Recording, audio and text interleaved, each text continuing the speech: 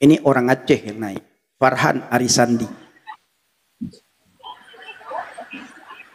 Assalamualaikum. Waalaikumsalam. Shalom alaikum Farhan. Bang Pendi. Shalom Marhat Farhan. Shalom. Hanjit bang, kamu hanjitnya. Kalau tidak boleh turun. Kalau kamu tidak mau jawab salam saya, turun. Dia memberikan salam. Assalamualaikum. Waalaikumsalam. Saya jawab. Dengan baik saya jawab. Artinya apa? Salam sejahtera bagimu. Saya jawab. Dan salam sejahtera juga bagimu. Lalu saya katakan. Shalom alaikum. Pakai bahasa Ibrani. Tidak mau dia jawab. Saya ngomong sekali lagi. Saya berikan salam sekali lagi. Shalom alaikum. Tidak mau dia jawab. Dia panggil nama saya ucapkan sekali lagi salam. Baru dia katakan, Bang Pendi tidak boleh itu jawab katanya. Lalu kebaikan apa yang bisa dia pertontonkan kepada kita Bapak Ibu? Menjawab salam saja tidak boleh? Kebaikan apa yang dia pertontonkan dalam agamanya? Kebaikan apa yang dia pertontonkan dalam imannya? Kebaikan apa yang dia pertontonkan dalam keyakinannya kepada kita? Hah? Dan ketakutan apa yang mereka miliki sehingga memberikan salam dan mereka tidak berani menjawab salam? Itu salam loh. Doa dalam bahasa Ibrani. Salam sejahtera bagimu, damai sejahtera bagimu. Tapi takut menjawab salam. Ada seorang pemuka agama pendakwah. Saya lupa nama beliau, beliau berjenggot. Beliau katakan tidak boleh bersahabat dengan orang kafir. Tidak boleh orang kafir itu dijadikan sahabatnya. Tapi beliau lupa, apapun yang beliau pakai itu semuanya buatan kafir. Mic buatan kafir.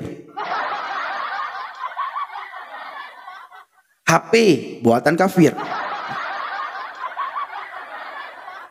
TikTok buatan kafir. YouTube sebagai sarana beliau untuk berdakwah buatan kafir.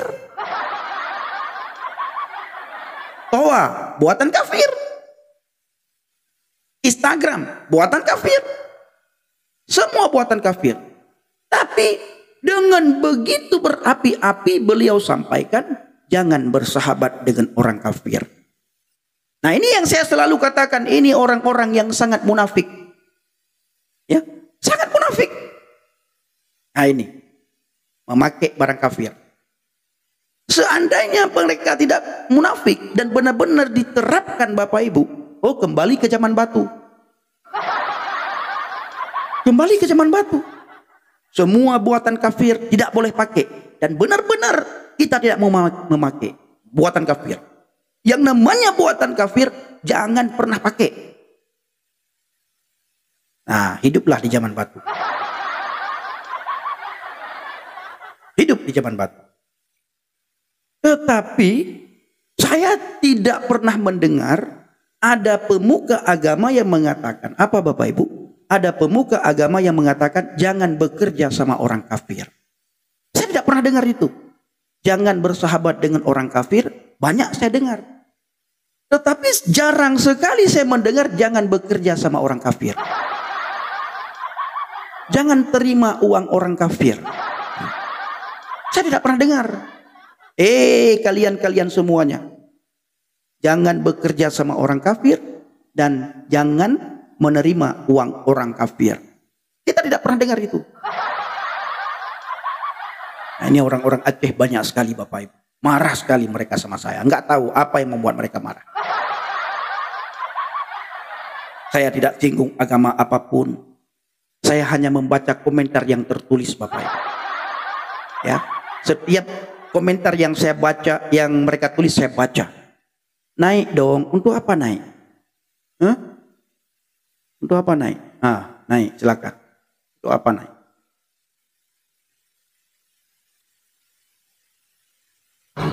Oke, tadi kepencet Bang Pendi. Ya, silakan. Oke, selamat sore. Saya mau tanggapi tadi tentang konsep penyembah atau perintah menyembah gitu. Ya, silakan. Oke, Bang Pedi mengatakan bahwa yang meminta menyembah hanyalah iblis. Karena Tuhan itu tidak minta menyembah karena umat-umat sudah tahu makanya disembah gitu. Ya, kira-kira gitu. Oke, saya mau minta gini.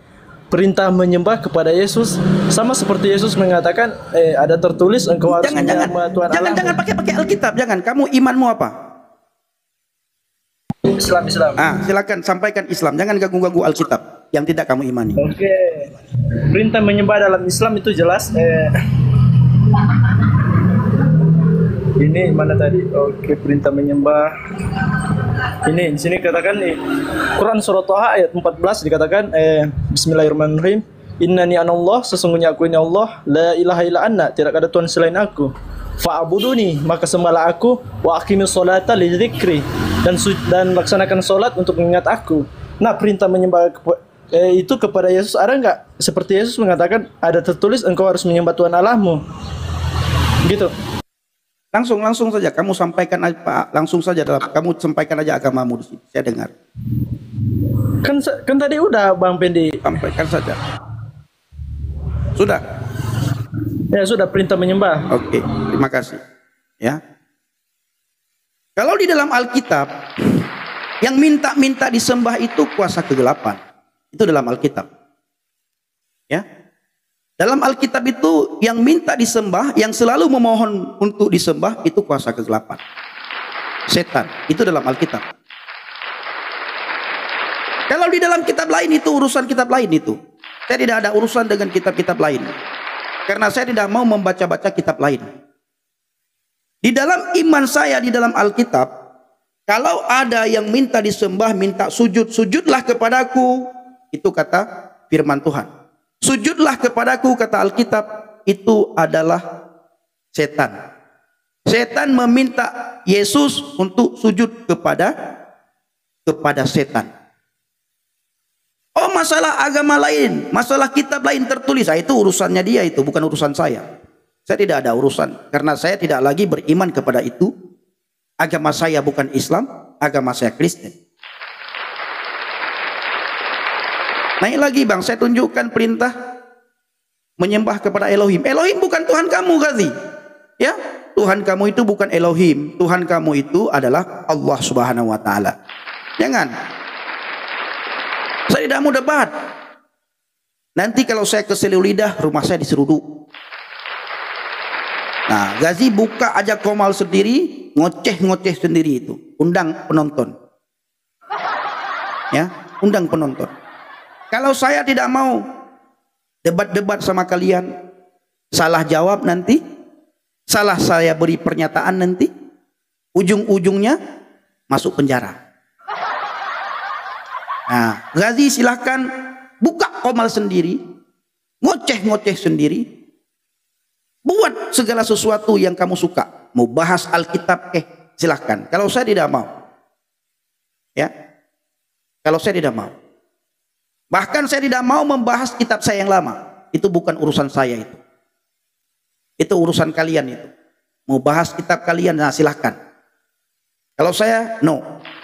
Saya belajar dari kasus anak Batak. Ya, belajar dari kasus anak Batak. Anak Batak Bapak Ibu, semua pertanyaan mereka dijawab sama anak Batak.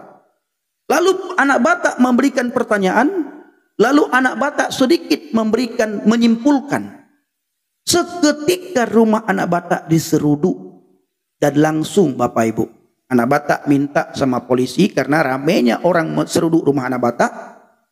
Dia minta sama polisi.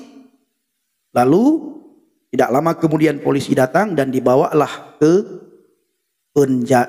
kantor polisi. Dan sampai sekarang belum pulang-pulang Bapak Ibu. Ingat, mereka paling pintar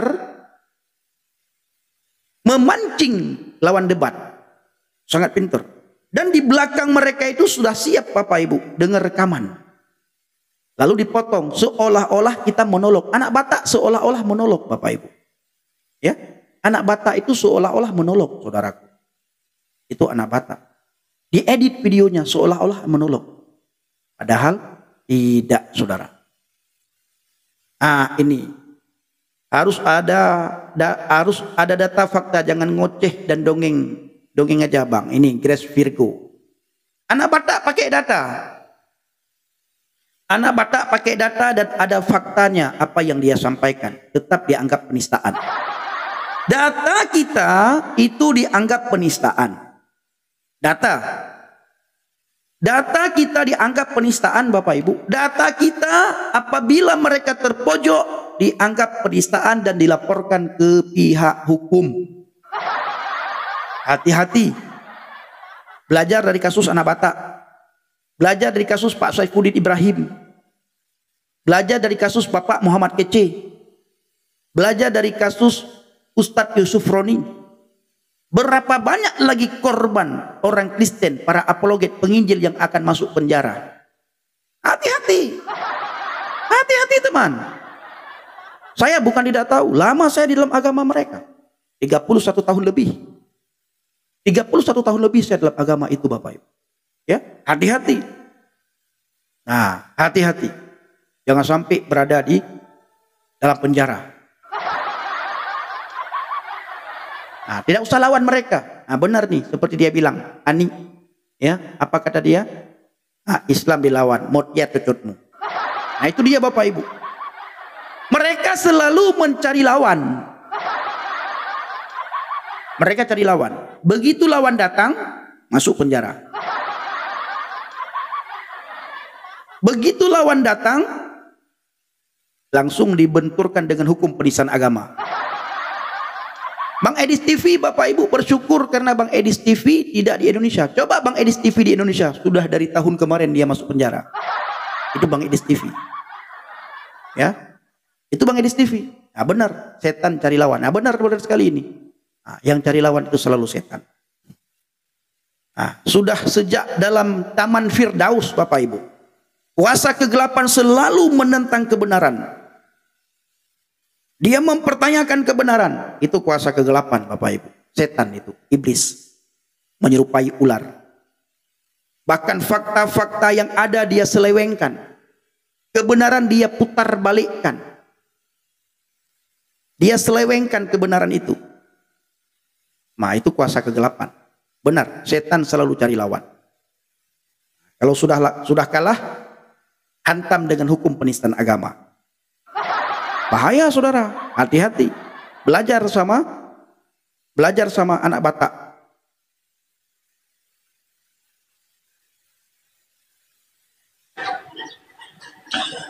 Bang Pen bawa narasi. Salam bro. Megak-gak lah Bang Pen. Salam. Tidak mau jawab, turun. Anjir ku nyata kapi, puku kene. Kalau kamu bilang tidak bisa, kamu bilang karena milik kafir, kenapa kamu naik ke komal kafir? Coba Bapak Ibu bayangkan. Dia bilang, tidak bisa saya jawab, itu milik kafir katanya. Kalau kamu tidak bisa jawab karena itu adalah salam orang kafir, kenapa kamu naik di komalnya orang kafir? Seharusnya lebih tidak boleh lagi. Salam, anjir kukun nyata kafir, kiban kukun nilai. Gak bisa saya jawab itu milik orang kafir, gimana saya jawab katanya. Tetapi dia lupa bahwa dia naik di komalnya orang kafir. Lebih tidak baik lagi dan lebih tidak boleh lagi. Siapa namanya tadi? Farhan, Getat Nakah. Lucu, benar lucu sekali. Makan lagian. Lagi amin anam osao ubagaju. Lagi canggu yupru. Canggu yupru lagian. Ya, canggu yupru. Sudah tahu saya Kristen alias kafir. Kamu minta naik. Saya beri salam, kamu tidak mau jawab karena kamu bilang saya ini kafir. Kalau kamu sudah tahu saya ini kafir, kenapa kamu naik? Ya, kenapa naik? Ini lagi Gazi lagi. Naik dong bang. Gazi, kamu buat aja komal sendiri. Saya bukan untuk debat. Saya tidak mau debat. Ya, buat aja kamu komal sendiri. Kamu ngoceh sendiri tentang Alkitab seperti si Zumba. Nah, kamu cari kawan-kawanmu Zumba, atau kamu masuk ke komalnya si Zumba. Zumba itu banyak kawan.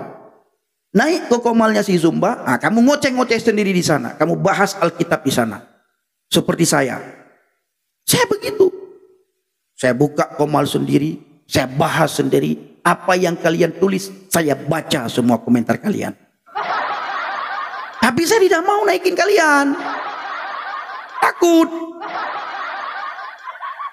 Ya. Takut. Takut apa? Rumah diseruduk. Takut apa lagi? Selain rumah diseruduk, dibenturkan dengan hukum penistaan agama. Takut apa lagi? Banyak ketakutan saya.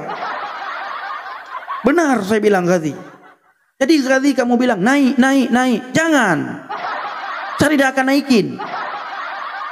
Buka komal sendiri, kamu ngoceh-ngoceh sendiri. Kecuali kamu Kristen, itu baru saya naikin. Lihat Bapak Ibu, mereka minta naik, naik, naik, naik, naik, naik. Berkali-kali saya nggak hujat Bang. Semakin kamu bilang nggak hujat, semakin saya curiga. Orang Kristen sekarang kalau kalian bilang saya tidak hujat, orang Kristen curiga. Ya, curiga orang Kristen. Semakin kamu bilang tidak menghujat, semakin curiga. Semakin kamu bilang, kalau istilahnya kamu sopan, kami curiga dengan kesopananmu. Ya, curiga kami dengan kesopananmu. Nah, karena ada istilah bunuhlah orang kafir dimanapun kamu jumpai. Nah, ada podcast si ini Bapak Ibu, saya lihat ya podcastnya siapa namanya ya. Ada seorang perempuan yang diundang oleh siapa namanya. Nah, temannya Denny Siregar, tapi sudah pecah kongsi dengan Denny Siregar. Siapa namanya? Lupa saya nama beliau. Kita buktikan buktikan apa? Ade Armando. Ya, Ade Armando. Di podcastnya Ade Armando Bapak Ibu, itu ada orang yang dia undang. Ya, perempuan tersebut bicara, ibu tersebut bicara itu tentang fakta-fakta ya, tentang data-data yang luar biasa. Saya tidak berani bicara seperti ibu tersebut. Mudah-mudahan ibu itu tidak dianggap penistaan agama. Ade Armando.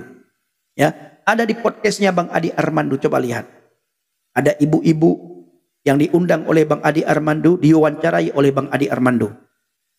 Nah, itu benar-benar itu bahaya sekali. Kalau saya melihat itu bahaya ya. Data yang dia pakai, fakta, data. Tapi data dan fakta itu bisa membuat banyak orang kejang-kejang. Kejang-kejang saudara. Ya, dia bilang, ini tulisannya ini. Ya, ibu tersebut bilang, ini. Nah, saya tidak berani baca tulisan itu. Silakan Bapak Ibu baca sendiri. Nah, itulah yang dibilang oleh ibu tersebut di podcastnya Bang Ade Armando. Itu luar biasa saudara. Ya, luar biasa sekali. Jadi muncul orang-orang yang berani sekarang. Tapi saya selalu ingatkan, kalau selama masih tinggal di Indonesia, jangan coba-coba. Ya, hati-hati. Injil saja kita beritakan mereka kepanasan. Injil saja kita beritakan mereka kepanasan. Kita bersaksi saja mereka kepanasan. Jangankan itu, komentar begini saja saya baca, mereka kepanasan. Ya, itu Bapak Ibu. Oh, hati-hati saudara. Ini siapa ini?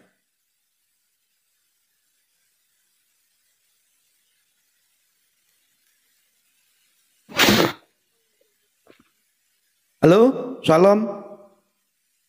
Halo, Shalom. cuy, najis. Oh, silakan turun kalau najis. Najis ngapain di Oh sini? iya, memang najis. Kau turunkanlah najis. Kalau najis ngapain di sini? Dari tadi minta naik. Begitu naik najis. Itu dia Bapak Ibu. Sudah tahu. Kalau sudah saya bilang shalom, pasti ketahuan apa agamanya. Makanya dia bilang najis Bapak Ibu. Ya, makanya dia bilang najis. Nah, begitulah Bapak Ibu ajarannya. Lalu pertanyaannya, apa yang dia pertontonkan kepada kita? apa yang dia pertontonkan dan kebaikan apa yang dia perlihatkan di komal kita, saudara. Coba. Kebaikan apa yang dia pertontonkan? Kebaikan apa yang dia perlihatkan kepada kita semuanya? Makanya jangan ada yang meninggalkan Yesus, saudaraku. Jangan. Mau mereka bilang Yesus bukan Tuhan, terserah mereka. Mulut-mulut mereka, Bapak Ibu. Perkataan-perkataan mereka. Biarin mereka mau bilang apapun. Kenapa? Karena iman kita bukan berdasarkan apa yang mereka bilang. Iman kita bukan berdasarkan pengakuan mereka. Dan kita tidak pernah meminta pengakuan daripada mereka. Iman kita berdasarkan apa yang tertulis dalam Alkitab. Apapun kata mereka. Saya pernah sampaikan, seandainya di Indonesia ini kita bebas berbicara agama sebagaimana mereka bebas berbicara agama, selesai Bapak Ibu. Banyak orang yang murtad, saudara. Sangat banyak orang yang murtad. Ya, seandainya kita bebas mentafsirkan kitab mereka sebagaimana mereka bebas mentafsirkan kitab kita, makin banyak orang yang murtad tiap hari. Mereka ya dengan bebas membahas kitab kita saja, mereka dengan bebas mentafsirkan kitab kita saja, Bapak Ibu, banyak orang yang murtad. Ya, mereka bebas mentafsirkan kitab kita saja, itu banyak orang yang murtad. Ayo kita berpikir, seandainya ada kebebasan kita mentafsirkan kitab mereka tanpa dibenturkan dengan hukum penistaan agama, kita dengan bebas membuka ayat demi ayat, ini demi ini dalam iman agama kepercayaan mereka, tanpa dianggap penistaan agama dan tidak dibawa ke ranah hukum. Oh, tiap hari kita mendengar orang yang dibaptis, melihat orang yang dibaptis, mendengar orang murtad, mendengar kesaksian. Begitu bebasnya mereka mentafsirkan ayat demi ayat. Begitu bebasnya mereka mentafsirkan Alkitab. Dengan harapan dan tujuan mereka tidak ada yang murtad. Semakin banyak yang murtad. Begitu bebas mereka mentafsirkan Alkitab. Begitu bebas mereka menghina Alkitab. Begitu bebas mereka menghina iman kita. Begitu bebas mereka menghina Yesus, Bapak Ibu. Semakin banyak yang murtad. Dengan harapan dan tujuan mereka agar tidak ada yang murtad. Justru semakin banyak yang murtad. Nah, ini dia, saudara. Ya, nah, luar biasa. Nah, ini dia.